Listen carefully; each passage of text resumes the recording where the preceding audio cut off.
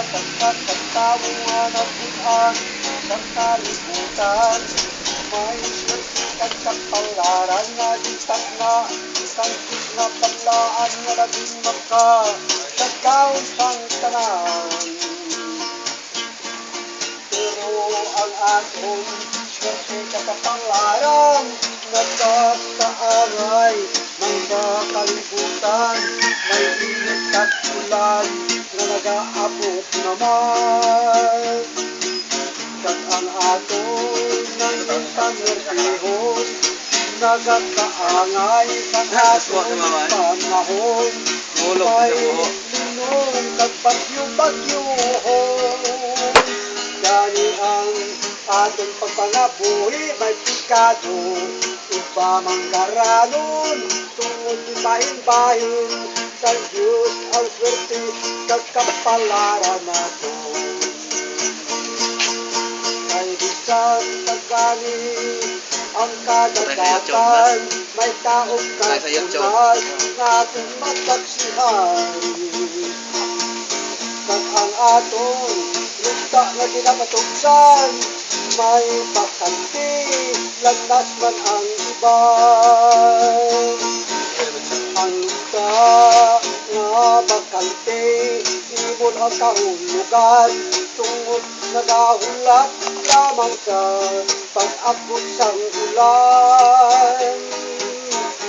Ang lupa nga landas isa ka manggaranon, matawo ang kahulugan, tungod kay abutan siya sa masulog na natukuran. Ang atong swerte kakapalaran ay kipuinan, di malas sa iban, pero may pagbago pa ang malas kung sa Diyos sa pagabuligan. O kapalaran nga di malas, magpalayo ka sa mga tao nga nanahimakan, at tagisang kabukanaan ang pagpatuloy sang balhay. O kapalaran nga di buhinan, magpalapit ka sa mga tao nga nag-aadto sa mga pagtrabaho, tuot kay ikaw lamang ang makaghatag na mangimilyonaryo sa gusto mo.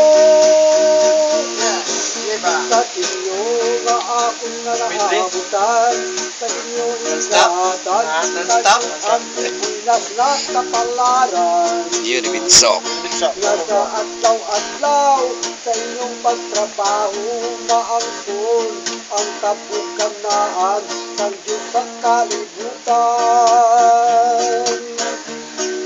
Kay sa Diyos ginahangpan, nga kamo manayagin kamo buon kag bulo, wanon sing tagipusoon. Kada ko nakaambit sa inyong kinabudlayan, abot lamang ako man magpapaiskila, nga kung kabataan kag maangkon ang kinabukasan, kapulito lamang kag ang magkabalus katiyo, Diyos natin nga labing magkagawin pang tanan. Tuod katiyo igatao, sa Diyos ang tipuinan, nga manging kapalaran. Iyo, Ribitsok, ayos! Sa mga pilot ay? May naman ang kanta pilot, wala? Kahoy ng lawaan, bay? Kahoy ng lawaan? Kahoy ng lawaan? Oo. Kahoy ng lawaan, Yulbitsok. Iyo, Ribitsok. Yulbitsok, kahoy ng lawaan.